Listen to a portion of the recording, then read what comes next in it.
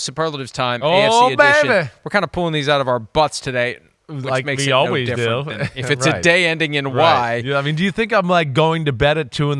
going, What will let yeah. me think of my superlatives? Well, we're both going to come up with something for each of these 4 games. Yes. Let's start with Broncos-Jets. Negative, Ghost Rider. The pattern is full. Negative. No flybys here. Sorry. We have a grounded Jet. Got a little rainy, and your quarterback's old, and he got the crap beat out of him yesterday. I mean, That's a long one. I know. A negative Ghost Rider. That's Okay. what I'm going to say. All right. The pattern is full, right from Top Gun. You know that I know. one? Well, I know Okay. it well. All right. I just Yeah. wanted to make sure you knew. Instead of the coffee spilling on you, you're licking the mug, but it's the same idea. Exactly right. But I don't even know what to say about this game. It's hard. It's the ugliest game of the day. It was also maybe up there with the most shocking game of the day, right? Because we're on the heels of, in New York for the last week from that Patriots game on Thursday night, it was just oh my gosh, Aaron Rodgers in this offense. Oh, Aaron Rodgers, he just sees everything. He never misses a read. It's just like, you can't defend it. Oh, you can't? Oh, and sorry, Vance Joseph and Sean Payton can. I mean, yeah, that was an ugly loss. You lost a game to Bo Nix and the Broncos. Bo Nix threw for 60 yards. Like, come on. It felt like a game, which I think is funny, that they would have won with Zach Wilson, and here they got with Aaron Rodgers. They didn't win it. I just find that ironic. But either way, to come off the heels of a great win and then to kind of lay an egg like that yesterday, that was disappointing. I want to crap on the Jets some more, but bring on the Chiefs. If I'm the Broncos, look at that defense. Look what they've done. I know. They hold the Jets to 9. They hold the Bucs to 7. Yeah. Right? And yes, they lost 2 games, but they held the Steelers to 13. Uh-huh. The defense is really coming along. The offense needs work, but the offense will get better. They don't play the Chiefs until Sunday, November the 10th, week 10, which is good. It gives you more time to get your act together, and then they play them again to end the regular season. They may give the Chiefs trouble because that defense is real. Definitely. They're not afraid to make the game ugly and be physical. It's another aspect we've hit on before with Sean Payton. His teams are tough. They are. I thought it was interesting, right? Like, Aaron Rodgers got hit a lot, and they decided to blitz Rodgers. And see, that to me is where the simpleness of the Jets offense comes. And Rodgers has his little checks he goes to certain things.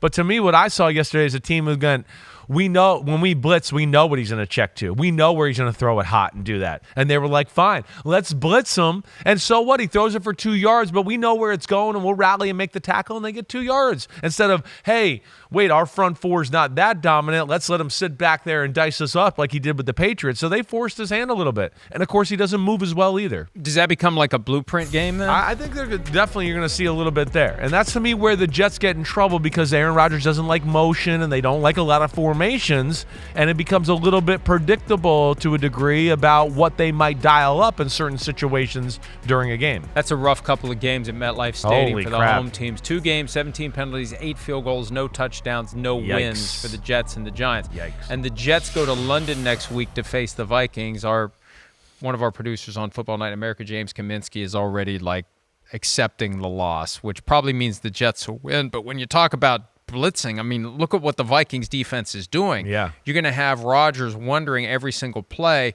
are they blitzing? Where's it coming from? What am I going to do?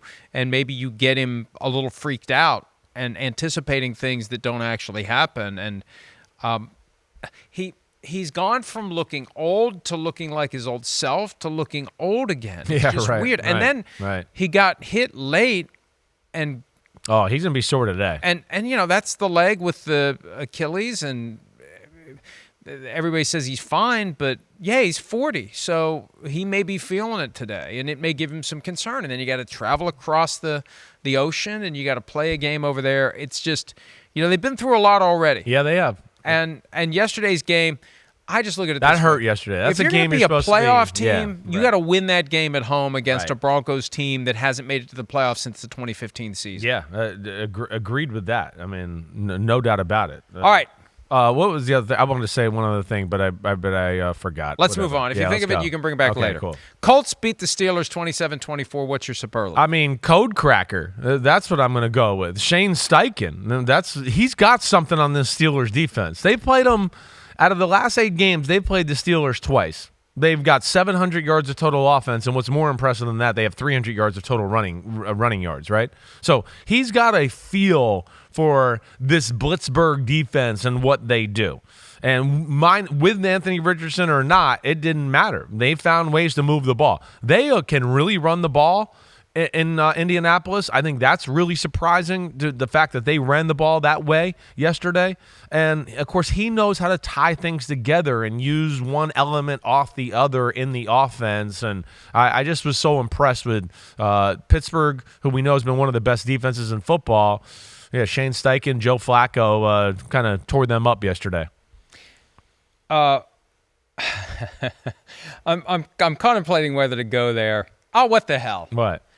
Well, no, I won't. I'll save it for another day. Bottom line is, take that Cleveland. That's my superlative. Oh, I hear you. Because they never even called Joe Flacco. I asked him that yesterday. Because I said, how'd you end up with the Colts? Well, it's not like the phone was ringing. And he had experience with Shane Steichen from one of his stints somewhere, Philly or something like that. And, did you hear from Cleveland? No.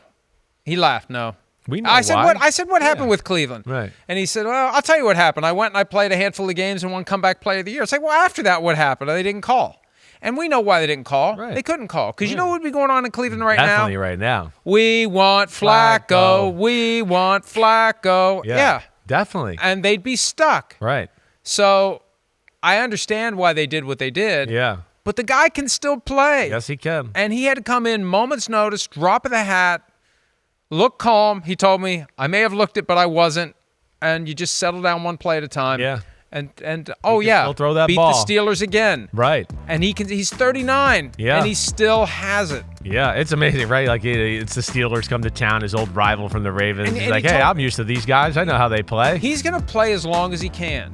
Because you got the rest of your life to not play football. I hear that. I love that about him. It's a true Jersey guy, as he's a Jersey Joe Flacco. I love that about him, definitely. This game was interesting, right? I certainly didn't expect the Colts to jump out to a 17-0 lead like they did. I think there was two big points in the game. One, I thought the Steelers panicked a little early. They went for it on a 4th and 1 on their own 39, down 14-0.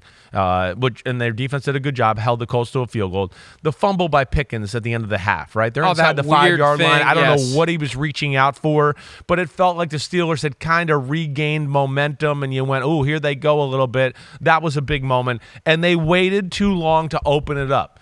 They got to show a little more confidence in Justin Fields. Justin Fields is proving here kind of week by week that he's not the same guy. He can throw the ball. He can take care of the football. He made a lot of big throws yesterday. I thought yesterday they were a little too stubborn, and we're going to just keep playing defense and doing what we want to do. And it was a day where it was like, no. We got to start opening up now. We're going to be in trouble, but good win by the Colts nonetheless. Yeah, impressive. Colts are now 2-2. Steelers get their first loss of the season. And Russell Wilson's calf might start to accelerate the healing process after yesterday's struggles, although they still scored 24 points. Yeah. And it'll be interesting to see what the Steelers do moving forward. They get the big game Sunday night against the Dallas Cowboys on NBC. They have the Raiders after that, and then the Jets on another primetime game. I think a Sunday night again, then a Monday night primetime game against the Giants. So we'll see how the Steelers continue to win or not.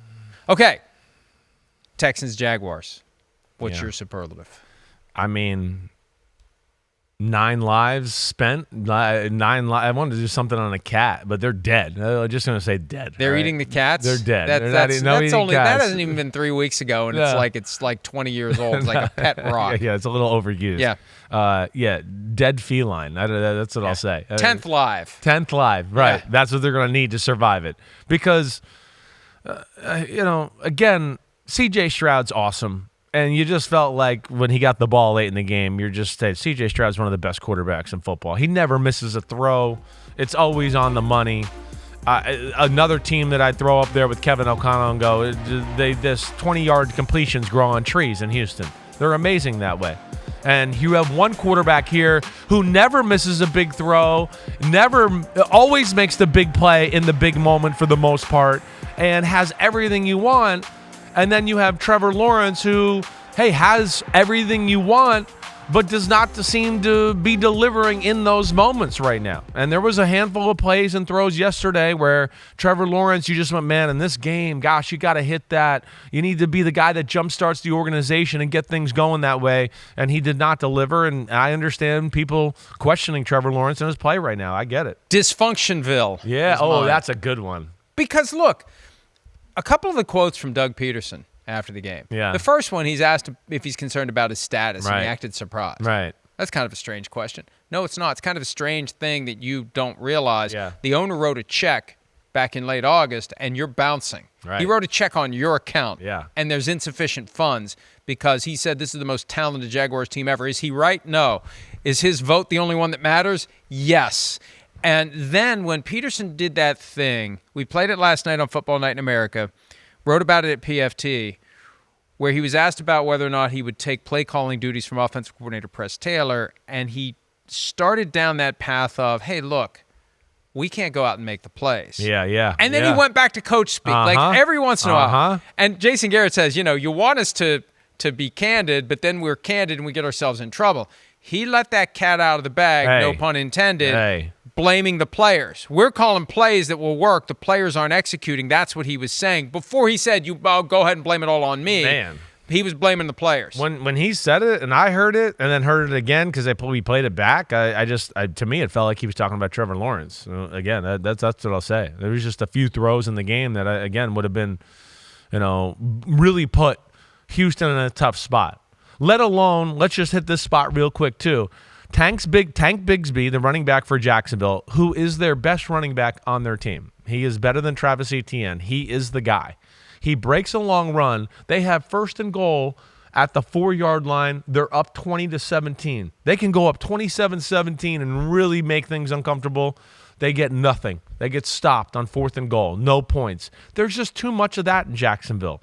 It's just disappointing, let alone their defense. It does have talent, and they have not been very impressive this year as well. Bigsby had 90 yards on 7 carries yesterday. He's the guy. guy. Need to get him the ball more. Yes, he's the guy. He is. So we'll see where Brian it goes Thomas going forward. Jr. is great too. Yes, he is. He's the other guy. They got to get him the ball more as well. But yes, between him and Malik Neighbors and holy crowd, Jaden Daniels, they were on the same team together. They got the Colts coming to town next weekend. Right. Then they have 2 games in London against the Bears and the Patriots. No bye on the back end. The Packers come to Jacksonville after that.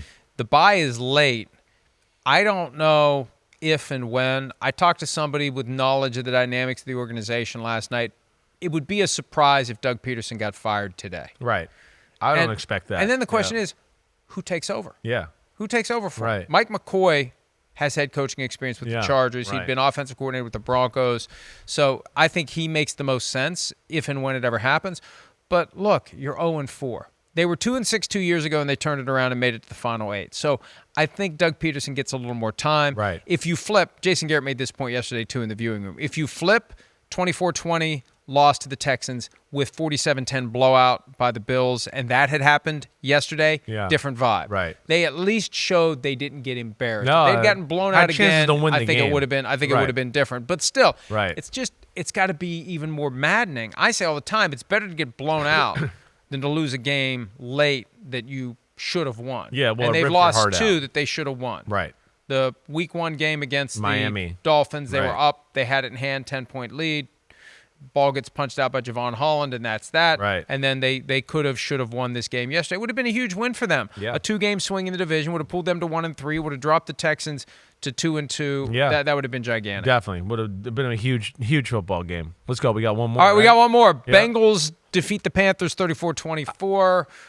Mine is order has been restored. Okay. I feel no better is mine. I feel no better because I got questions about the Bengals. I know the offense is functioning at a high level. Burrow looks like he's got it going. Hey, man, Chase Brown at running back is a weapon, and it looks like they've settled in on him maybe being the go-to guy. Jamar Chase looked amazing. T. Higgins looked amazing. But still, at the end of the day, I worry about the Cincinnati Bengals defense. Cincinnati can't rush the passer, and they can't stop the run. So Lou Anarumo, the defensive coordinator, he's a little bit stuck in, I got to blitz. And it's going to be tough to win that way when you play some of the better teams. But, yesterday, it wasn't like they were significantly better than the Panthers. The Panthers went right down the field, got stopped on a 4th and goal, then Dalton threw an interception, backed up. I mean, they let up 14 points, before the game even got started. And then Jamar Chase broke the big play and all of that. But, I know the offense is good, but, man, that Bengals defense worries me. Well, and I heard from a lot of angry Panthers fans last Monday, how dare you have the Panthers number 32? How dare you say all those things about the Panthers?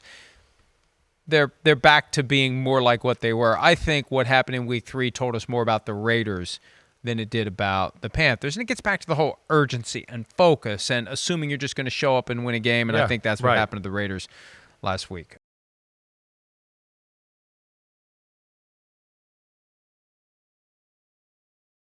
Hi, it's Mike Florio. Thanks for watching PFT on YouTube. Hit subscribe for the latest news and analysis from Pro Football Talk.